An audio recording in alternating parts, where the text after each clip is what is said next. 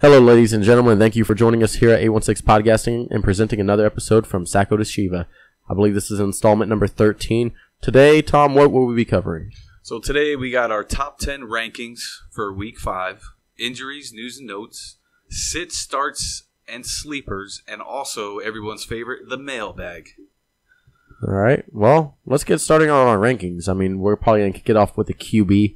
So these are composite rankings between Tom and I for 12-team PPR. We're changing things up a little bit differently because the previews take a little bit longer. We feel like this is going to get a little bit more out there, and we're going to start posting our complete rankings after the podcast has been submitted for probably X amount of hours or so. That way we can have, or maybe even with when the podcast is uploaded, but we'll see how it's moving going forward. Again, we're still learning. We're still new to this, trying to figure out what works best season long so we can find out and make it perfect for next year.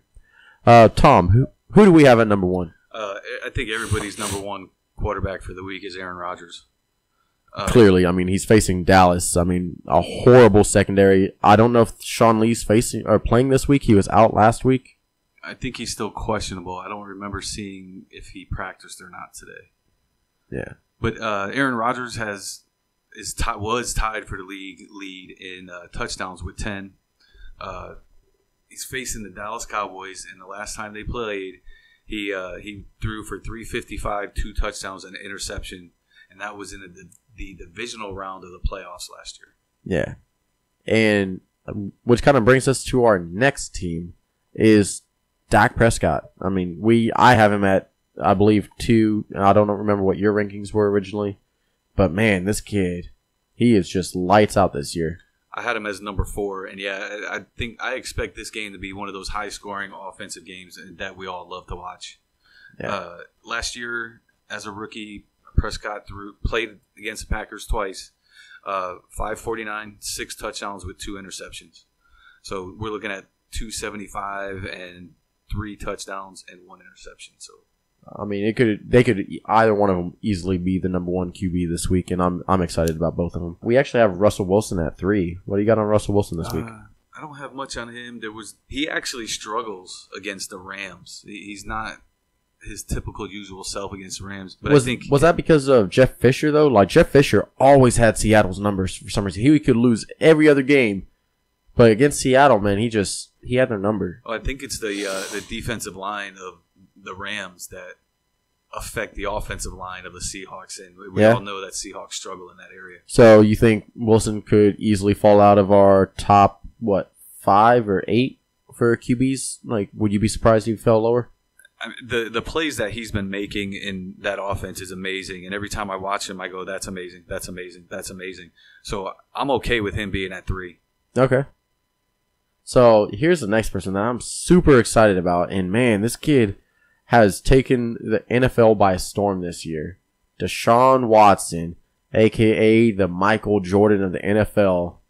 Yeah, and right before I came onto the podcast, I was watching NFL on TV, and they were talking about Deshaun Watson and what he does in the offense. So Bill O'Brien went back to look at his college plays and figured out which plays he does best and which ones Watson is comfortable with, and that's what they've been running the last few weeks.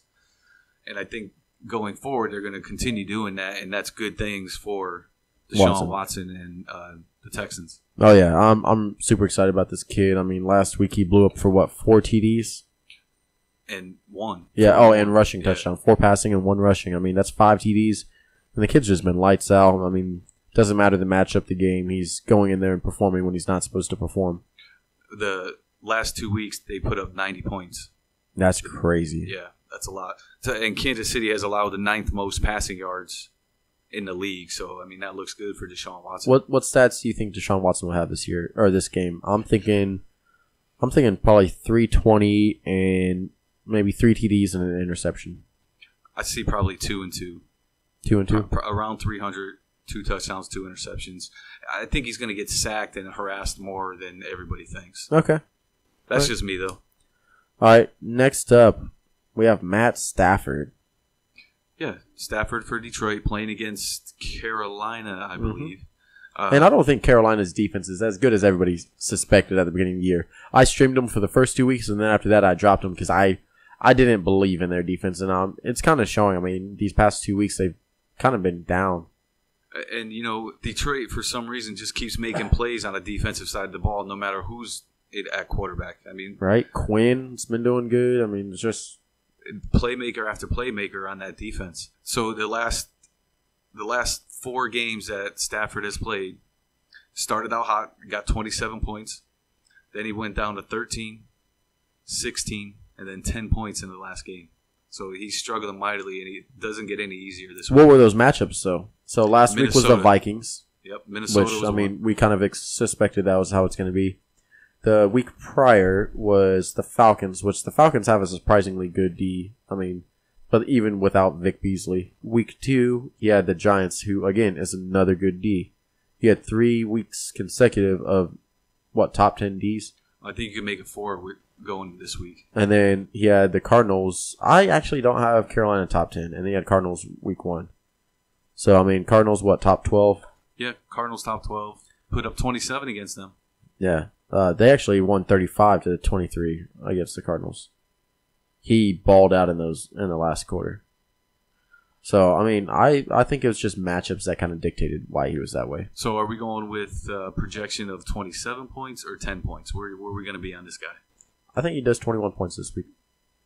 That's on the high side. I'll 18. 18? I can see 18, yeah. I could see anywhere from there. 18 through 21. It's not bad. Next up, we have Cam Newton. Newton. Against Detroit, who has a good defense. I think I had him maybe a little bit lower than what we have him as composite. I think I had him at 9. Because I'm still not buying into it, even after the New England week. I thought New England was the get-right game, but, man, I think if he does it, it has to be through Funchess. I think Funchess is probably the better wide receiver on that team right now. Yeah, I love Funchess. He's the guy that it looks like Cam is relying on to be a security blanket, and that's always a good thing. Yeah. Detroit's passing defense is allowing the 12th most yards per game at 255, but they only giving up 4 touchdowns with 7 interceptions. That's crazy. But you also got to include that Cam Newton's going to run the ball somewhat. Yeah. So he's always got a safe floor because he has that rushing ability. We'll see how it plays out, but I'm actually probably going to say Cam Newton has less than 250 yards this week. And I could see 1 passing TD and 1 rushing TD and 1 interception. Yeah, maybe 2 interceptions. I think Detroit. I think they're going to put a lot of pressure on Cam. What's crazy is their front 7 is surprisingly good. They're putting pressure on a lot of people, even people with good O lines. Yeah. We saw what they did to Matt Ryan, and Matt Ryan doesn't throw interceptions, so I'm wondering if Cam might throw a few more in this one. Yeah. His rushing saves him. That's the good thing about him. All right, next up we have Alex Smith, the KC favorite right now. Alex Smith has 3 top 10 fantasy performances in the first 4 weeks, and he sits at the number 2 overall quarterback. Man, if you would have told me that through 4 weeks, I'm like, you smoking crack. Yeah, he's been phenomenal. You must be living in Independence. Man, get off the Ave. He's been phenomenal all so far this year. It might be one of the surprise players of the year right there. Yeah, definitely. Yeah, he definitely has a chip on his shoulder too. And I love it. Keep on playing this way. You could tell in some of his press conferences he was dropping the F-bomb and stuff like that. It's man, you just really don't care no more. I like it. He's not that scared kid, and he admitted that he had a lot of pressure on him when he got drafted first overall. And he's always kind of worried about what people think. I think he got to that point where he just doesn't care. Yeah, if you're going to make plays, you're going to make plays. If you're a quarterback or a wide receiver, that's your job. You go out there, you do it well, you get paid well. That 53-yard pass that he had against to Albert Wilson against the Redskins, he made that play because he had already rushed for a big rushing, and he started to roll out of the pocket, and he looked like he was going to rush, and he just dumped that ball deep. And yeah, I understand it takes Albert Wilson to catch the ball to make that play, but that play doesn't happen without Alex Smith being that mobile and keeping his vision up the field and seeing what happens. Because as soon as he started running, that safety had a drop in on Albert Wilson, and the defensive back dropped off of him and went there, and that gave Albert Wilson the over the top pass to drop in the basket. It was a great play, and I loved going to that game, and I loved watching it, and it was my girlfriend's first game, so it was amazing. Yeah. And checking her makeup and all the photos you posted. I was like, really? I was like, every time there's a photo, like, I was like, come on now. Come on, Danielle. No, she watched the game. She's not as into football as I am or you are, but I'm sure she enjoyed the experience. Yeah, that's good. It was a great time. We had a great time. We actually got really good parking, and somehow we got out of got out of there super quick when the game was over. We were walking down the stairs. I mean, everybody was walking down the stairs right before that Marcus Peters strip fumble for Houston to pick it up, which Marcus Peters won me my league in my IDP league that week. Because of that, I was down by X amount of points. And he got me essentially where I won by like 1.83 points. And I was like, nice. Yeah. Nice. That guy was mad. Because he was undefeated. I was like... It took us almost an hour and 15 minutes to get out of that parking lot. Really? Yeah. I think we got out in like 15 minutes. Man, we I don't know how we did in the wrong spot. We were like in lot H and all that. And like we were just... I mean, we were so close to the stadium. Like it wasn't even a hike or anything like that. We just got there. We were driving down the aisles. All of them were filled up. We had to reverse down one of them, and we turned into another one. And the guy's like, 3 cars down right here, man. We got you. I was like, that's what's up, man. No, it took us a long time, but we left a little bit late, so that's no big deal. Yeah. It was fun. A lot of fun. All right. Back to the rankings. We have Palmer at 8. Carson Palmer. I'm against this. Well, I mean, it's Philly. We know why you're against it. No, I'm just... It's not because it's Philly. It's because of the juicy matchups he's already had and has underperformed what he should have done in those matchups. Well, let's just take a look at the Philly defense. In the last 2 games, they've allowed 713 passing yards and 5 touchdowns. Okay. Which is not good, and I want to start my quarterback against that. Well, I'm saying you had him ranked at 3, where he couldn't even compete with Russell Wilson with what Russell Wilson did to the Colts versus what he did to the Colts. And maybe the Colts play Wilson tougher than normal. We don't know those types of chemistry things and weird things that happen. Yeah. So Philly gives up an average of 22.6 fantasy points to quarterbacks also. So that's another thing to look out for. I'm just saying, like, I don't think he does that good. I think he probably has 2 TDs, probably 250 passing. I don't know if he gets over 300. And it's just because I think game script is going to dictate that. I think it's just going to be a slow running back type matchup. You see a bunch of passes to Andre Ellington. I don't think you're going to see any deep breakout plays. If you do, it's to J.J. Nelson or Jerron Brown. And just the completion percentage, I don't think is there. The one caveat that I will say about this game is Arizona is flying to the East Coast, and they are playing a 1 o'clock game. So maybe we get that East Coast, West Coast thing happening here, yes. And he struggles a little. The city of not so brotherly love. I don't know. It's actually pretty nice, like, to go down there. People were super nice. It's a lot of history there, by the way. You should ask Anthony about a Jersey girl. Anthony and Jersey girl. I'll do that next time he guest hosts. Yeah. No, don't do that. He'll be so mad at me. He's gonna listen to this like, I'm gonna kill him. Okay. So next on our list is a little bit of a little bit different. Yeah, nobody might think about this guy, but it's our job to let you guys know this. Yeah, like he's definitely probably one of my sleepers of the week, but Jacoby Brissett, guys. Come on, like this kid. Yeah, I understand he struggled against Seattle, but it's Seattle, guys. In Seattle. You can't expect him to go there with a crap team and do any more than he did. But look what he did the week before. I was like, the kid has the talent. Just got to give him the chance. I'll take a flyer on him if I had some tougher matchups. Like probably if I had Rivers or Brissett, I'm probably going Brissett. Brissett is also one of those quarterbacks that likes to run. And when he runs a little bit differently. He runs like a running back runs. Like you could see similarities in those positions. He has such great lateral movement when he's running too. Like he will try and juke you out. Like that's like I have to say the person he runs the most like right now in the NFL is probably Deshaun Watson. Like they have very similar running styles. Yeah, you could see like it. When they're running down the field. Yeah, they're palming the ball with one hand, but they're looking at you in the eye, and they're going to use their eyes to mislead you, and that's how they're going to break those ankles, man. The 49ers actually put a lot of pressure on quarterbacks. They're the third highest pressure rate, which it's extremely high. Well, you can't like act like they don't have the talent up front. I mean, they have their 4 or 5 of their front 7 have been first round picks out of the past 5 years. Yeah, so there's talent there, and that's where the pressures come from. But once you get past those pressures, Brissett puts himself into a good position.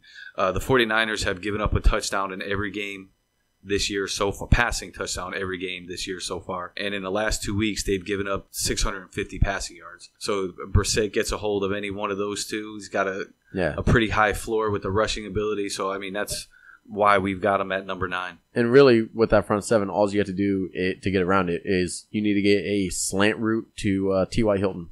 Yep. And trust me, if he can break out for a play, that's definitely going to put that linebacking core like on tilt. So who do we have next? Carson Wentz, man. You got to hop on that Wentz wagon. Yeah, Wentz. And I missed him in my rankings just because I flew right by him and I wasn't really paying attention. But, yeah, I mean, he's a solid player. There's nothing wrong with anything that he does. He's a great fantasy player. One, he's surprisingly mobile he's a smaller Big Ben. Big Ben's mobile, but, like, this guy plays in the pocket like he's Big Ben and rushes like he's Andrew Luck. And I understand you don't think of Andrew Luck as a rusher, but Andrew Luck can easily put up 50, 60 yards rushing a game. And, yeah, that may not sound like a lot, but, hey, that's a touchdown. That's a passing touchdown. That's a rushing touchdown, whatever it is. That's 6 points. 5, 6 points. I'll take it all day right there. So then that automatically boosts his floor. I know it's against Arizona, but they are at home. And, I mean, you don't got to throw to Alshon Jeffrey to be successful. You got Zach Ertz, who is 4th in the league in receptions. I mean, that is over running backs, wide receivers, tight ends. That is every position. He is 4th in the league. Yeah, and getting back to Wentz, even facing Arizona, they lost one of their pass rushers this last week, so it's going to be interesting to see how they get pressure on the Carson Wentz. Yeah. And they were without him last week too, and they still performed. I mean, yeah, most of the day, yeah. So, but our pass rush really isn't generated so much from our defensive tackles, but more so our defensive ends. That's why we have so many. We have Derek Barnett, we have Chris Long, we got Brandon Graham, Vinny Curry. Like, that's where Jim Schwartz wants his pass rush to generate from. He wants to generate double teams off of the defensive tackles so our defensive ends can get around. I mean, and that's why Fletcher Cox was up there. I mean, he's double teamed more than almost any other defensive tackle. But Timmy Jernigan's still doing good, and Bo Allen's not terrible. And that's your recap of the Philadelphia Eagle defense. Yep. So that was our top 10. You want me to run them down real quick? Yeah, sure. Rodgers, number 1. Dak Prescott, 2. Wilson, 3. Deshaun Watson, 4. Stafford, 5. Cam Newton, 6. Alex Smith, 7. Carson Palmer, 8.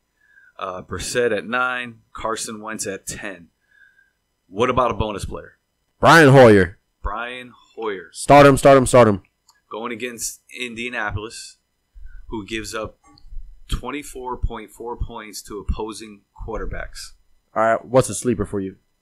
My sleeper is McCown. Yeah? One of the big things about him is he's spreading the ball around a lot. No wide receivers really breaking out. So if they put their best guy on him, he can go somewhere else and find the openings. I'm actually going to go Smoking Jay Cutler, and I know I've been on him for the last couple of weeks. I still believe in Smoking Jay Cutler. I know he's been underperforming and let you down, but again, he has all this talent around him. It's just a matter of time, like, before it happens, guys. And I'm gonna stick on this old, not so good hype train anymore. Yeah, Cutler against Tennessee is still a solid play. Tennessee has averaged 28 points, fantasy points to the quarterback. So, yeah. I mean, it's a good matchup. We'll see. Even Blake Bortles did good. Yeah. But, it's Jay Cutler. Fool me once, fool me twice. Does he do it a third time? No, I don't think he does. I don't know. That's the one I'm going to keep an eye on. Yeah.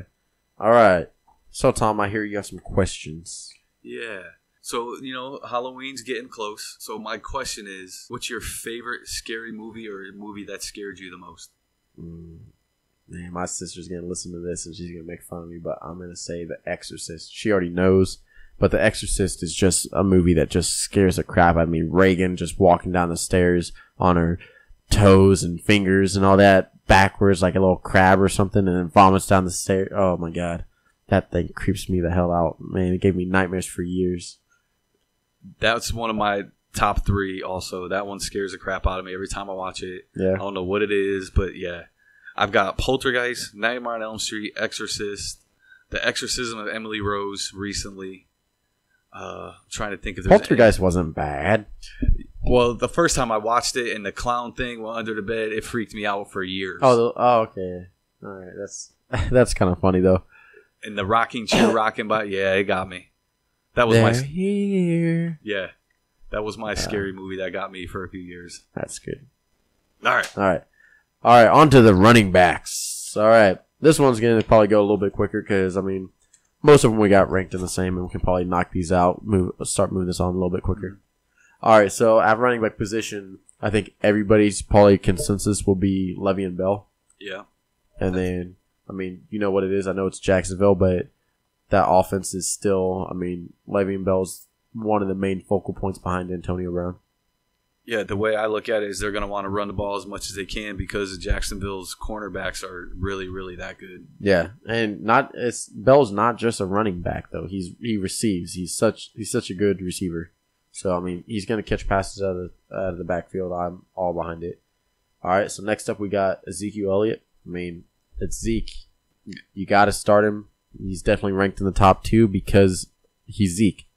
He got Green Bay, and I mean, is it at home or it's at home. Green Bay's going to them. Yeah. So the last 2 times they met, Zeke had 157 yards and 125 rushing yards. But this year, Zeke seems to be more involved in a passing game than he was last year. So I think that gives him more of a beneficial to his game. Yeah. I like Zeke number 2 here all day long.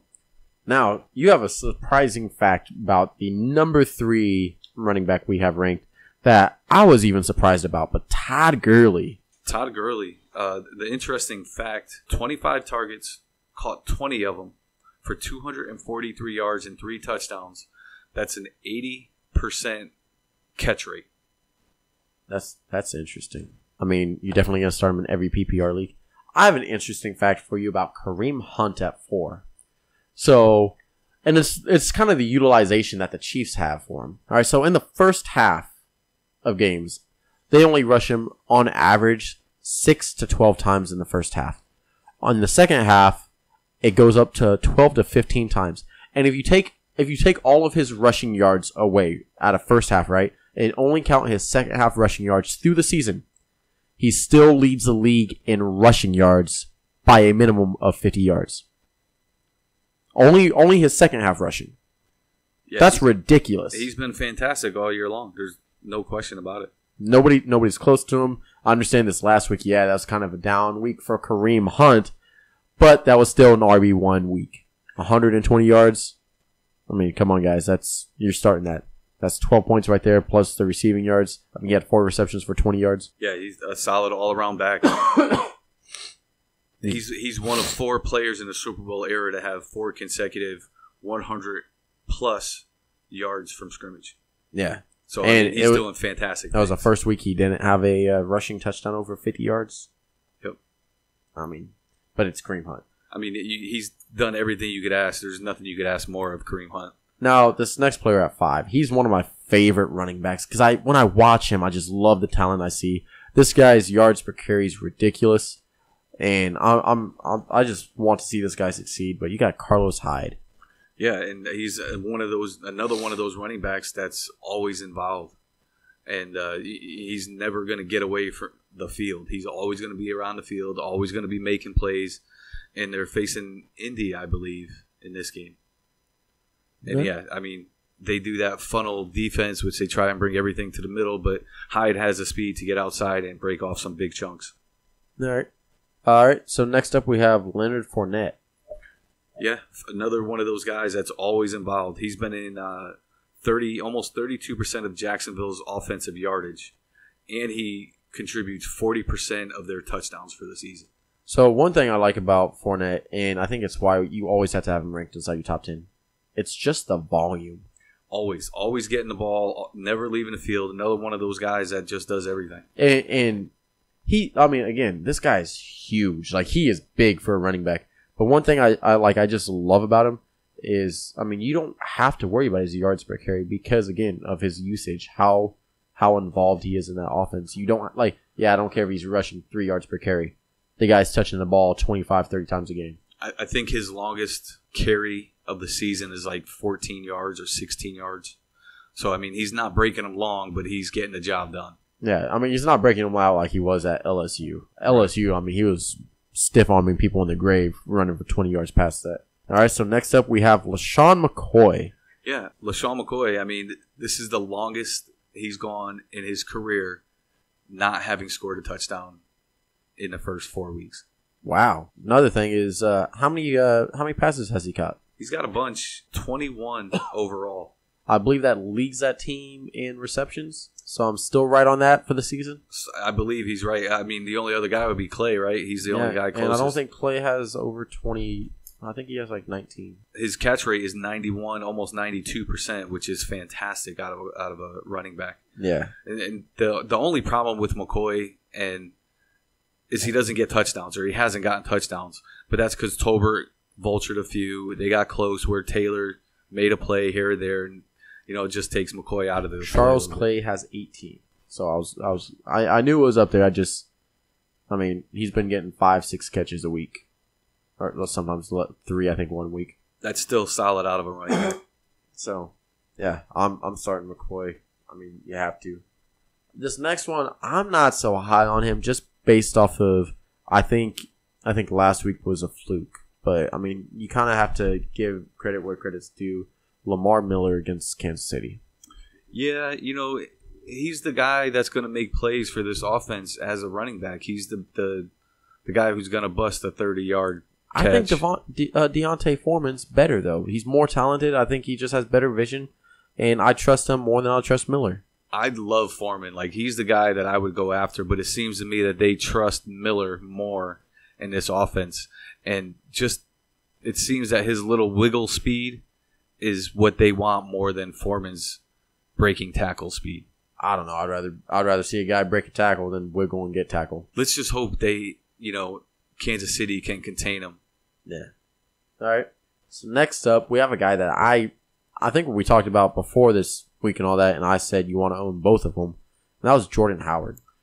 Yeah, another one of those guys that recently has been doing everything. He's even caught a bunch of balls in the last few weeks. So yeah. Who I'm actually pretty high on Jordan Howard and Tariq Cohen with Mitchell Trubisky taking over, just because I think you're gonna see a lot of dump off passes to Cohen, and I think Miller probably has an uptake. And yeah, I'm excited about him. I mean, we have to see an improvement over the other quarterback they had there because I think Trubisky will bring the energy to a passing game that hasn't had a whole lot of passing success. Last week I was actually in a debate with somebody, and I told him that Trubisky's going to start sooner than later. Like, I actually thought he was going to wind up coming out of the half starting.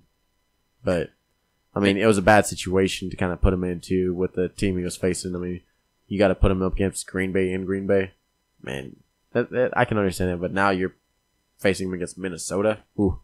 It's a tough matchup. Not much better, but... Yeah, it's a tough matchup, and you're going to have those, and that's one of the reasons why early on I wasn't as high in Howard, but he's going to be the power back, and then you're going to dump it off to Cohen. But, I mean, who knows in this game? I'm not 100% sold on Howard just yet, but that's just me. All right, so last up to round out our top 10 for running backs, Melvin Gordon.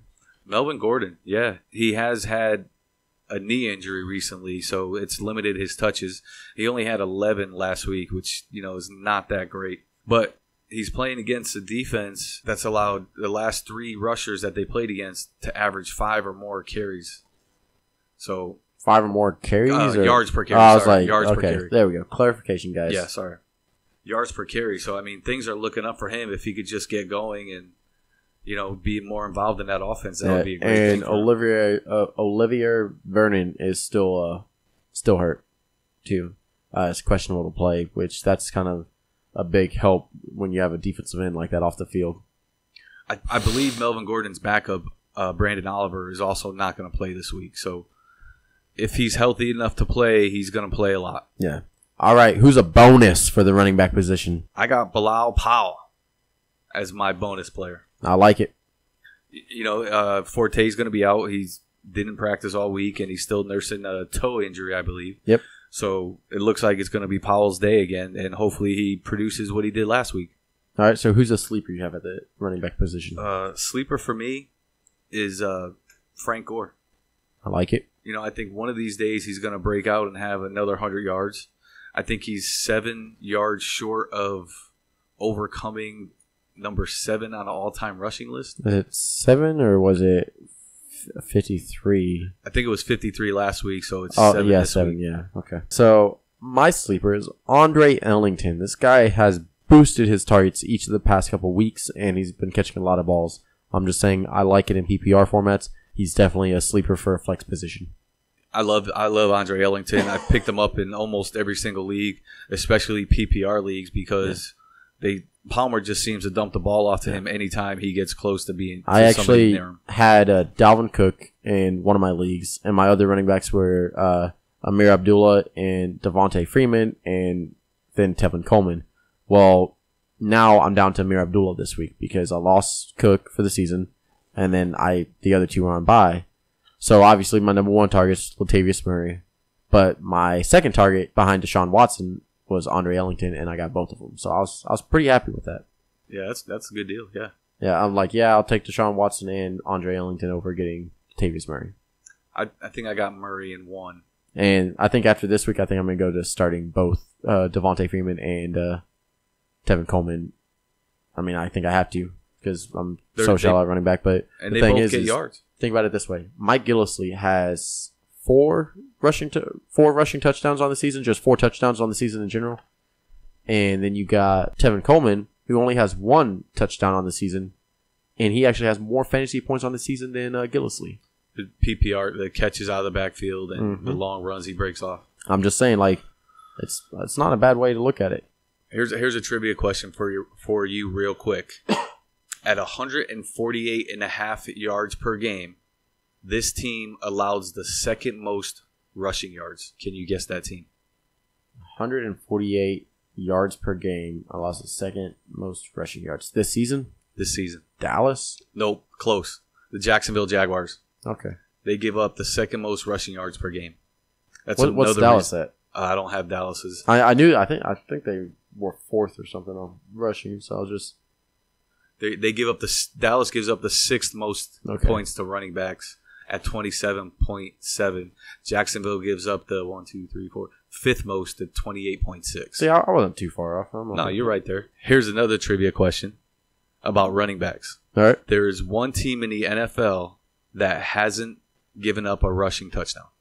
Do you know one team in the NFL who hasn't given up a rushing touchdown? They won't give up a touchdown this week. So they're on bye. Very good. All right, that narrows it down to what, 4 teams? 4 teams. Once you see the names, Denver. It's Denver. I got ready to like look at my phone. I was like, wait a minute. I was like, well, Denver's on bye. I'm pretty sure they haven't given up a rushing touchdown. They're the only team.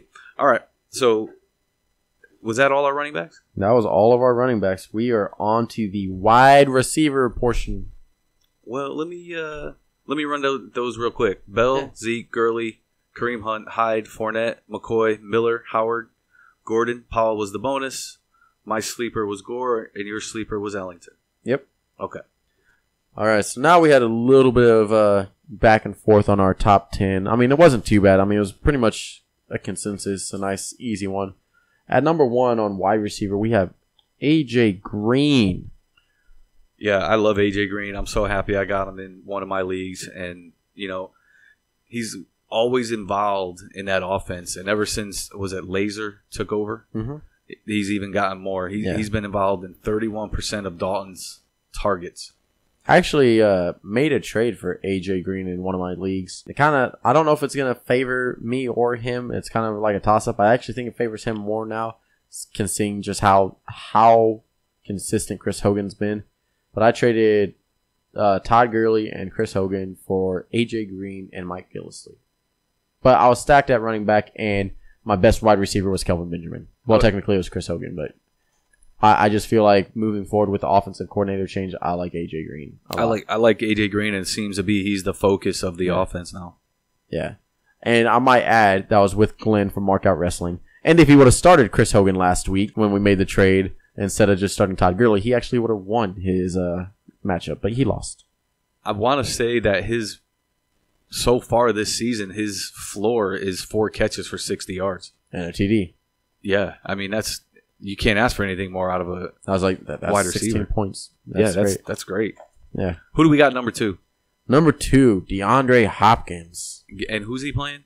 He is facing the Kansas City Chiefs. Oh, so people are going to be mad that we got him this high. I mean, this dude does everything well as a wide receiver. He's in the top of the league in targets, receptions, yards. I mean, he's doing everything. Yeah. Everything you could ask out of wide receiver, he's doing it. I mean, and I don't see it changing this week. I don't see a change this season for that. So I mean, I like Hopkins going. Like I could have probably like had an argument to put him at 1, but I had Antonio Brown at 1 just because you can't argue with Antonio Brown. And I think you had him at number 4, which was surprising. You had a Green Bay player ranked lower than I did. Yeah, I mean, to me, this is about fantasy football, and I love the Packers, but I'm not going to go out of my way to rank them high because this is about fantasy football. But it's the matchup. You have Aaron Rodgers. You have a decent O-line.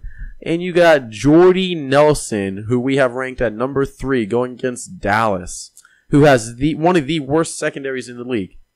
Yeah, maybe it's me just being a little bit contrarian and thinking that Dallas could put 2 guys over by him because Geronimo Allison might play. Okay, well, Devontae Adams look might at it this way. Even with 2 guys, can you name 2 of their cornerbacks right now? I mean, they got the safety from I can name 1. Byron Jones. And that's because his broad jump was retarded. And I was just like, it was in the top percentile, like, in NFL history. Like, yeah, his combine was crazy. Yeah. I mean, but other than that, like, his on the field play, like, he's actually really stepping up as a safety, even covering as a corner. I'm like, I like him as a dual threat, but all their other corners were all running the mill. Nolan Carroll, who used to be an Eagle, who was running the mill, is hurt. I was like, they are on 5th string backups on their secondary. Yeah, I mean, I love Jordy Nelson, and he's got 5 receiving touchdowns, and he seems to be Rodgers' favorite target. So, I mean, maybe in hindsight, my rankings, I should have switched him up a little bit higher and dropped somebody else a little bit lower. But, and I'm not trying to bash you on this. I was just, I was shocked when I saw that. No, but, I'm going to try and do my best rankings, not thinking of my team. No, I completely understand that. Like, I try and do the same thing. Like, I try in beginning of the season, I told everybody before drafts even started happening, I was like, don't draft LeGarrette Blount. He's gonna be the biggest bust this year. Like, and you know what? So far, aside from 1 game, LeGarrette Blount has been a bust. And you know what? Maybe that changes because I mean, you got Wendell Smallwood out. LeGarrette, or he could be out. A lot of injuries there. Yeah. I mean, maybe that clears up the backfield a lot to kind of give you a true number 1 RB. Maybe he gets 20 to 25 carries all by himself and a couple catches. We don't know. Yeah, you still got Corey Clement there. But let's get back to the wide receivers. So, at number 4, we have the controversial Odell Beckham Jr. Yeah, and everybody knows his one-handed catches, and they all see what he does. And it seems to me that he is the cog that makes that offense run now because ever since then, Eli's been putting up actually pretty good numbers. Yep. I wonder if they have Cameron Hayward shadow him. I mean, that's probably the plan. That's probably what they're going to do. I think you have to. But I don't know if he has that good of a day because look how he struggled when he was facing the Giants were facing Detroit. I was like, the Chargers have a good pass rush. You have Melvin Ingram and Joey Bosa. Jesus. Yeah. One of the weird things is, I think that was Clay that covered him in the Detroit game. So if they shadow with Hayward, it's going to be a problem. But Odell is one of those freakish athletes that seems to get open and catches balls when he's supposed to catch balls. Yeah. And even the crazy catches that he makes. He's the human highlight reel. Yeah. He's definitely ridiculous when it comes to that. Then at number 5, based off of consensus, it actually goes Antonio Brown. But there is an interesting fact a lot of people may not know. What is Jalen Ramsey's, I think it was through 3 weeks stat on being targeted? Was it 18 targets? No, it was, I think, 18 targets for 5 receptions and 34 yards. Yeah. 0 touchdowns. Yeah. And that's That's Ramsey, and then you still got AJ Boye. Yeah, and they are one of the toughest teams against wide receivers in the NFL. They don't allow anything to any of the wide receivers. I mean, probably the second best cornerback duo in the league right now, behind Harris and Talib. So in this game, Jacksonville allows 17.8 fantasy points to wide receivers, and Pittsburgh allows 20.3. They're number 1 and number 2 toughest against wide receivers. That's tough, man. I think that's why we dropped Antonio Brown down just a little bit from the number 1 spot. Their corners. The only thing that helps me with Antonio Brown, like argument moving up, is Big Ben being at home. I was like, Big Ben playing at home is a top 5 QB most of the time. I was like, he puts up numbers that are just ridiculous at home. So at number 6, it's one of my favorite receivers in the league, and that's Keenan Allen. Yeah, his story is he gets targets no matter where he goes. Yeah. 10, even 10, against 9. Denver, he did. I mean, it wasn't the great. I think he had 14 targets, 6 receptions, and a touchdown, or 5 receptions and a touchdown against Denver. I've got 10 targets, 9 targets, and 11 for this year, which is you can't ask for anything more. I mean, that's what you want out of your number 1 wide receiver. And I imagine he's going to get 10 plus targets every week. That's what I would guess too. And I'm okay with that. And I think he could be top 5 receiver in the season. Yep, I agree. All right, who do we got next? Stephon Diggs, one of my favorite guys. He's talented, man. Playing against Chicago Monday night. Chicago gives up 36.5 fantasy points to wide receivers. So I could see a big day coming for Stephon Diggs. Even with Keenum or Bradford? I think at this point it doesn't really matter. I don't think it matters either. I think insert QB succeed. The only thing I worry about is Dalvin Cook being out. I mean, obviously that's... I think Martavius will pick up just enough for him to do... For Latavius. Yeah, what'd I say? Martavius. Yeah, Latavius. Sorry. Pick up enough slack to get the job done on the offensive side. Now, this is the next person up. We actually have Dez Bryant, and this was a pretty easy ranking for both of us. I think I may have had him a little bit higher than you, but again, it's just the matchup. The secondary of Green Bay is not the best. Yeah, I agree with that 100%. Dez Bryant, I think, is still a number 1 wide receiver. I actually think this is his best matchup against any secondary so far this season. Yeah, they're not that great as a secondary, so we'll see what happens in this game. Yeah. Then we have Larry Fitzgerald at number 9. Yeah, and he's been fantastic all year long. He's a PPR guy that lines up in the slot, and he's huge, and he's usually bigger than the corners, and just post up and catch a ball. Yeah, and one of the surprising things, the reason why he's in every play is people don't understand how good of a blocker Larry Fitzgerald is. Even when it comes to downfield blocking and all that, the play's not done till the whistle's blown for him. He's one of those players. He will keep on running and going after. I don't care if he's on the other side of the field, he's gonna run after you. Yeah, and he's huge. Yeah. And then at number 10, he's one of my favorite receivers. I mean, he's probably top 5 favorite for me. And it's just because I've always liked his talent, his athleticism, his build. He's a great... I see great things for him in the future, and that's Devontae Parker. Another fantastic big wide receiver. I mean, and facing against a matchup that should be phenomenal for him and Cutler and Jarvis Landry against Tennessee. Yeah. And another thing, he still is in the top 5 this year of air yards per target. And I was like, it's just crazy. I was like, the guy does good. You can't hate on him. Yep, wherever he goes, he does well. All right, who's a bonus? Bonus, I think, has got to be Tyreek Hill. Yeah, I like it. Everybody wants to hear about him. Everybody wants to know what he's done. So he leads the Chiefs wide receivers in targets, catches, and receiving yards and touchdowns. So one thing I like about Hill is, in this matchup, is everybody thinks Houston's D is so good. I don't think it's that good anymore. They've had a lot of injuries. I believe Brian Cushing got suspended week 2 or week 3. Merciless, I believe, is injured. I mean, it's just J.J. Watt hasn't done anything yet. Yeah, I mean, he has. Well, Sack aside was, from raising $40 million for hurricane relief, he was busy doing other things rather than playing football. He's been being Superman off the field. Yeah. But then there's secondary. Ever since losing AJ Boye and all them, it's just not as good as what it has. So who's the sleeper you got? Mine is Adam Thielen Monday night against Chicago. I mean, I don't think it matters who the quarterback is. I think him and Diggs are both going to get their targets and touches and yards. As I said before, I'm a big fan of Thielen. They're 1 and 3 in receiving yards at wide receiver this year. Can I ask you a question? Go ahead. Are you living on a Thielen? No. All right, but I will ask you a question. Yeah. Well, actually, what about my sleeper? Oh, your Come sleeper. on Go now. ahead. Hurry Come up. on. He's trying to cheat me here. I like Rashard Matthews, guys. I think this guy, I believe he is leading the team in targets, receptions, and receiving yards, even over Delaney Walker. He's been involved in almost 32% of Matt Castle's target when he's been in the game. Well, even with Mariota, though, I like him, Mariota or Castle. Yeah, like we said for 2 weeks now, he's the wide receiver that never goes away. Yeah. Like they trying to replace him, and he just keeps coming back and back and back.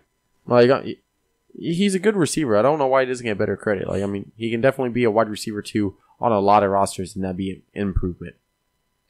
So now back to my question. All right, I suppose so. What's your favorite Halloween costume that you actually put on and went trick-or-treating or went out? Well, I know what Anthony would say my favorite was, but I'm not going to reference that one. I'm going to go, I dressed up as Emperor Joker one year. It's Joker's a comic book villain, but Emperor Joker was very cartoony, graphic novel. He actually took over essentially like a little fairy sprite who actually had the power, like some of the like greatest powers in the world, like mimics or something like that. And he just literally remolded the universe in his image. Like the moon was a bust of his face and all that, and he wore these like bright purple cloak with like the king royalty, like white polka dotted things going down, and had a crown and had a scepter with Harley Quinn's head on it. And I was just like not her real head, like it was just like a little bust of her head. And yeah, it was great. I loved that one. What about you? My when I was probably 10, 11-ish, my stepfather made a robot costume for me. Yeah. And it was amazing. Like, he took a whole weekend and designed it, got a box, cut out all the holes for everything, got everything that needed to be done, tin-foiled it, big buttons, shiny, vacuum armed. Like, it was an amazing robot outfit. Awesome. And I ended up winning like 2 different contests that year for having the best costume. So that's awesome. Yeah, it was a good one. All right. So we're going to move on to tight ends. Well, we've had a little bit of back and forth on our 1 and 2 tight ends, and I think it should be one. He thinks it should be another. So I gave him the benefit of the doubt this time. Who is it? Travis Kelce. All right. I mean, he's been doing everything that the Chiefs have asked of him. He's already had 2 100-yard games this year.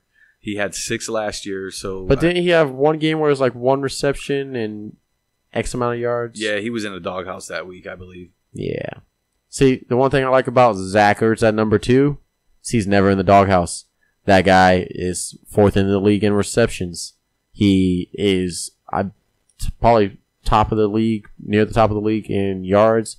The guy is he's a beast. I was like, him and Travis Kelce are almost a push every week. But the thing is Zach Ertz, you don't have to worry about the unsportsmanlike conducts. You don't have to worry about that. He doesn't fumble. I mean, I know Travis Kelce doesn't fumble, but you just kind of get the gist of what I'm like talking about. They're both athletic. They both are just dominant tight ends. And Zach Ertz is the number 1 tight end on the season. So Ertz leads all tight ends in targets, receptions, receiving yards, and first down receptions. So he's having a fantastic year. Yeah. Again, why he should be number 1, not number 2. It's a close call either way. I mean, I know. I'm just giving you crap, man. So number 3 is Delaney Walker. Yep. I mean, there's not much to say about him. Even with Castle in the game, I think he's a guy that you could trust, and he'll probably get a large target share, probably close to 20. I actually 30. had Walker a little bit lower on my rankings because of that, just because I think he was Mariota's safety valve. Whether it's Mariota or not, like I think it's a good spot to have Walker in. He's consistent, and the one thing is I think he leads the league tight end wise on games played without being injured. That's pretty tough to do without missing a game. That's pretty tough to do. Tight end's a tough position. I'm not 100% sure, but I'm like 90% sure right now. I'd have to look it up to double check. All right, so we got Jimmy Graham up next, number 4. Everybody knows Jimmy Graham. 17 targets over the last 2 games, catching 11 of them for 135. Not bad. Not bad. Definitely a top 5 tight end. And Russell Wilson is always looking towards him, so that's another good thing to be looking for. So, after Graham, he's one of my favorite tight ends, and that's Charles Clay. Clay, underrated. Yeah. I don't know why people aren't on his hype train. Like, the guy, he's finally healthy, okay? Like, play him. Just play him, because you got McCoy, Clay, and then Matthews, Jones in that order. I'm going to trust Clay McCoy every day of the week. Clay is getting a quarter of the total targets on his team, which is 25%. A huge amount Jesus as a tight end. Yeah. So that's why he's up there at number 5. Number 6 is another guy that's been doing really, really well. A rookie. Your favorite. Evan Ingram. Been doing awesome things. Yeah. I mean, good matchups, bad matchups, he's been involved. I think a minimum of 4 catches in every game. Which is great. As a tight end, that's awesome. Even if it's only 40 yards on that, that's 8 points at the tight end position. That is, for these past couple years, just awful. Yep. So you have Jason Witten next. I mean, it's Jason Witten, Dak Prescott. He's going to be involved. He's going to get targets. He's a safe play. So here's a strange stat that I found. Green Bay versus tight ends. Mm-hmm. Tight ends have only been targeted 19 times in 4 games. One of the fewest in the league, and they're getting to face Witten. So what do you think Witten does? Well, I think he probably gets more involved. Me too. I think he gets more than 5 targets. Yeah. What, 8 targets? 8. Right. Yeah, 8, 9, yeah. All right, so moving on, we have Jared Cook. And I think the reason, like, I've been high on Jared Cook except for last week. I actually had vetoed him in one league that I share responsibilities with another co-owner. Like, we decide on who we're going to start and sit and all that. And I vetoed Cook. No matter what stats he gave me and all that, like, it was a hard veto. And luckily he listened to me and it worked out. We found a better play. But I think it's just because EJ Manuel's starting. Or, I know Derek Carr's questionable, but he's not playing. Yeah, it's going to be Manuel. So I think it's just because when a quarterback takes over an offense and all that, the tight end's probably the biggest recipient of safety valves. Well, when Manuel came in, he looked to Cooks 4 times. Yeah. And he caught 1 touchdown. So that's good, guys. Yeah, it's not bad. Cook dropped the touchdown, but he was in the end zone. Okay, I was like, wait. Yeah, he dropped it. So next up at 9, we have Austin Seferian-Jenkins. Yeah, sleeper guy. Yeah. It's not so much a sleeper. If you look at the stats, how much he's on the field, his snap percentage, I mean, how much he's targeted in that offense, and how efficient he is with those targets. I know it's not like booming stats, but again, it's a safe play. 10 targets, caught 9 for 77, and he faces Cleveland, which is one of the worst What's teams. that, 16 points at tight end position? And he faces Cleveland. So last week, that's what, 4th overall tight end? Or 5th? Well, he's caught 9 in 2 games. Oh, 9 in 2 games. Yeah. Okay, I was like, all right. So, but still, that's 8. That's 8 roughly. Yeah, and keep in mind he didn't play the first 2 weeks. Yep. And he faces Cleveland, which has given up one of the most points to a tight end. Yep. Behind the Giants. Giants are number 1 at 22.5 to the tight end, and Cleveland's number 2 at 21 points to the tight end. So Austin Seferian-Jenkins this week. How many points do you think he gets? I'm saying 15 plus. 15 plus. So let's put a number on the stats. What are the stats you're gonna give him? I think he gets a touchdown. So 6. And then 4 for 50? 4 for 50. So that's 15. I will actually say he gets 6 receptions on 8 targets. I'm gonna be very specific with that. 6 on 8 targets for I'll say 70 yards. So there's 15. And a TD. I'm saying he gets 21 points. 21. Okay. And then number 10, we got Martellus Bennett. Yep. I mean, it kind of got really shallow after this, so I was just like, yeah, we put in Bennett. And Green Bay has said all along they want to get Martellus Bennett more involved. So hopefully they do, and it opens up the passing game for everybody else. All right, so who's the sleeper you got? My sleeper is Jesse James. Jesse James, I like it. Dog. One of the interesting stats about Jacksonville is they don't cover the tight ends. Like, they cover wide receivers, and they don't do a good job at the running backs, and they let tight ends do damage. Do they just not have the talent at their linebacking core? I mean, they have Miles Jack. maybe he doesn't cover well. I don't know. But they average 15.4 points to tight end position a week. Right. I mean, that's a lot. So that's why Jesse James is my sleeper. All right, here's my sleeper. Hunter Henry. I like it. Like I like Hunter Henry. I just think that offense needs to get right. And who's Hunter Henry facing? The Giants. Yeah, the Giants. Number 2 against the tight end position. Number 1. Cleveland's number 2. Oh yeah, right. 21 points. I don't think Hunter Henry gets 21 points. I say he probably gets 17, maybe 18. Hunter Henry has 20 more yards than Antonio Gates, so he's probably the better pass catching between the two of them. Which I mean makes sense. I think Hunter Henry could probably have 2 receptions for 30 yards and 2 TDs. 2 TDs. That's a big call there. All right, so that was that. Let me do injuries real quick. All right. Ty Montgomery, doubtful, broken ribs. Devontae Adams has to pass his concussion test on Saturday, so we won't know about that. Andrew Luck was at practice, not scheduled to play. Jack Doyle is out. Bradford said he was feeling better, not sure if he was going to play this week. Wendell Smallwood is out. Paul Perkins out. Jordan Matthews will not play. Tyler Eifert, John Ross out, will not play. Kenny Britt and Jamie Collins for Cleveland are both doubtful, most likely will not play. CJ Prozice, doubtful for Sunday. Here's one you want to keep an eye on because it can go a lot of different ways. John Brown and J.J. Nelson are both questionable for Sunday. So if J.J. Nelson plays and John Brown doesn't, okay. If they both play, I'm still looking at Jaron Brown. Yeah, Jaron Brown's a play. And then finally, I've got Matt Forte is out, will not play. All right. Those are all the injuries for the week. You want to do your sits, starts, and sleepers real quick, or do we? I think we covered those. Okay. Yeah. Oh well, we didn't do our sits. Yeah, I guess. Yeah, we can do our sits. We'll hit that up real quick. I'll do my sits because I got them right here. So I'm gonna sit Matt Stafford. I don't like the matchup. I'm gonna sit Goff. Don't like the matchup. I'm sitting Howard and Mixon. Same reason. Cooper, Watkins, Martavius Bryant, Jason Witten, and Doyle. Doyle is out with an injury, so that makes that one easy. All right, I'm sitting Phillip Rivers. Sitting Marshawn Lynch, no hesitation. I'm sitting Jeremy Maclin, and I'm going to sit Kyle Rudolph, who's just been underperforming. I was so high on him this year, and he's just been underperforming.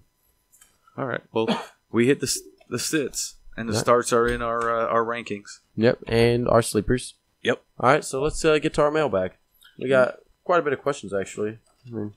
I have 5 from your most recent post written down.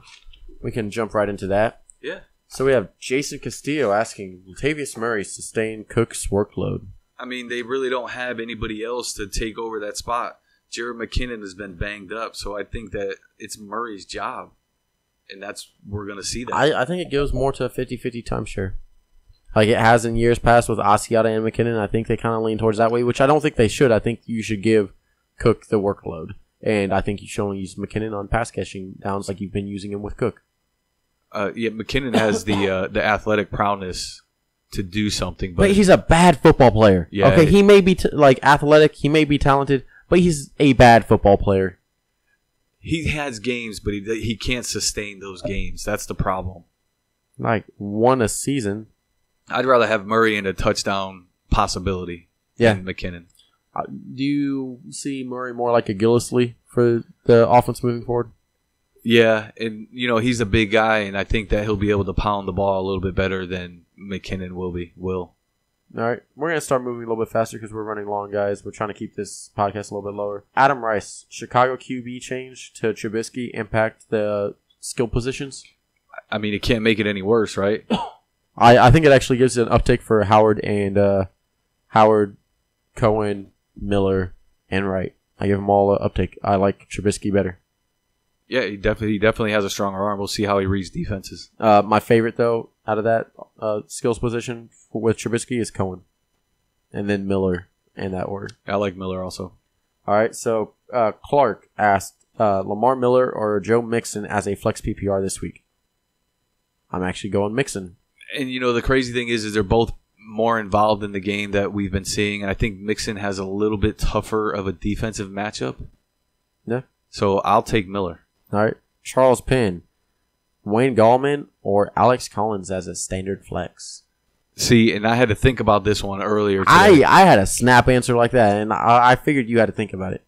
Well, I want to see what Gallman gives us first before anything. So I'm going to be watching Gallman, and Gallman's going to be my pick, but Collins has been doing good things too. Two weeks consecutive, Alex Collins, 9 attempts, 82 yards. How many fumbles?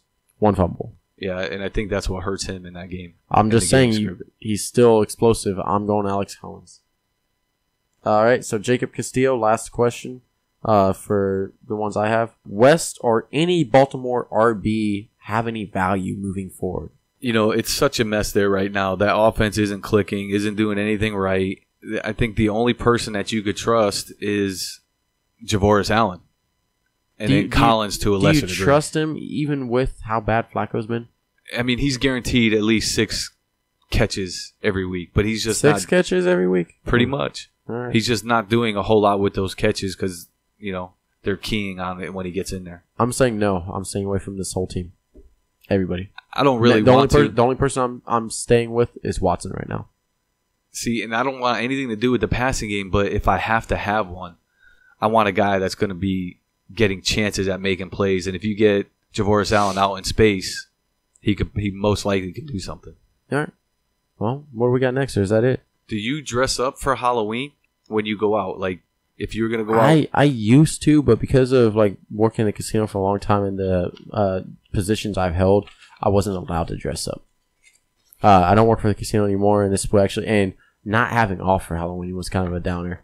But yeah, I would dress up for Halloween. What about you? I dress up as much as I can. I enjoy the funniness of it. Usually, I dress up as something silly. Yeah. You know, find the ugliest clothes I can find and throw them on and go out and smile, laugh, and have a good time. All right. Sounds good. I always love Halloween. It's one of my favorite holidays. You're getting free candy. What's not to like about it? You know what killed me when I was a kid? My sister, who's such a nice sister. I don't know if y'all could see me rolling my eyes. I love her to death. Don't get me wrong. I love you, Tiffany. But she would always like come and check my candy. It was like I have to take a bite of everything to make sure it's not poisoned. She wouldn't eat the whole candy bar. She would just take a bite of it, okay, and then hand it back to me. And she did it with all my candy unless it was something gross. And she's like, "That one's not poisoned. Nobody would poison that one because they don't expect you to eat it." Like, that's so messed up. She was looking out for your safety. There's nothing wrong with that. No, she wasn't looking out for my safety. She was just greedy. My brother and I used to just trade candy. Yeah. You like this one? Yeah. Let me have that for that. And, oh, my God. I used to pull the pity party, and I was a little scandalous, even as a kid, all right? So I would hide a bunch of my candy, and like, I only got this much, and have like X amount of candy pieces on the table. So my brother and sister were forced to give me some of theirs, but I had some hidden in my closet already. I don't think I ever told my sister that. That's awesome. Now she knows. Now she's not going to feel bad for eating your candy. Nah, that's okay. She hit me in the face with a baseball bat when I was 3 years old. Oh, nice. Yeah, right. She doesn't feel bad about that either. No, she doesn't. She really doesn't. She blames it on me. It was my fault. All right, guys. Well, we appreciate you all listening to another episode of From Sacko to Shiva with Chase and Tom. It was a pretty good episode. I liked it. Please continue to give us mailbag questions. We love them. It's one of our favorite parts of the show. Sorry we kind of rushed through it this week. We were running long. We're trying to keep this show a little bit shorter. Again, follow us on 816 Podcasting on Facebook, Stitcher, SoundCloud, YouTube, all of it. And keep in mind, we're on Stitcher now. It's an easier way to listen. You don't have to burn as much of your data on your phone. Just play it through your car as you're commuting to and from work. And just remember, rate and review us on there, and follow us on there. That's really going to boost us, and we're really trying to do big things with this. Like, this is a dream of ours, and every dream starts off small, but, I mean, look at Emmitt Smith. He wrote down his goals, and it's not a goal, it's a dream until you write it down, and then it's a goal. Like, now that's the first step. I've written this down. Like, I want to do something with this, and I'm very excited about moving forward. How about you, Tom? Yeah, I love doing it. I love talking about fantasy football. It's one of my favorite things. I will sit there all night long and study stats and look at players and try and figure out a trade and look at who's going to do what next week. And I just want to say thank you to everybody who's listening. It's a great honor that you guys are out there giving us, a little bit of play that we're getting. And, I hopefully that we can continue this going forward and that you guys like what we do. Yeah. If you guys, want to comment and, help us out, help you out, let us know what you guys like, what you don't like, things that we could improve on. Give us feedback, get involved in our mailbag. Hopefully we'll have a website coming up pretty soon. Get us on Stitcher. It's easier than YouTube. I'm trying to think of what else we do. And also, if you all ever have any ideas for what you want to see on the show, by all means, message us. Post it on the Facebook page.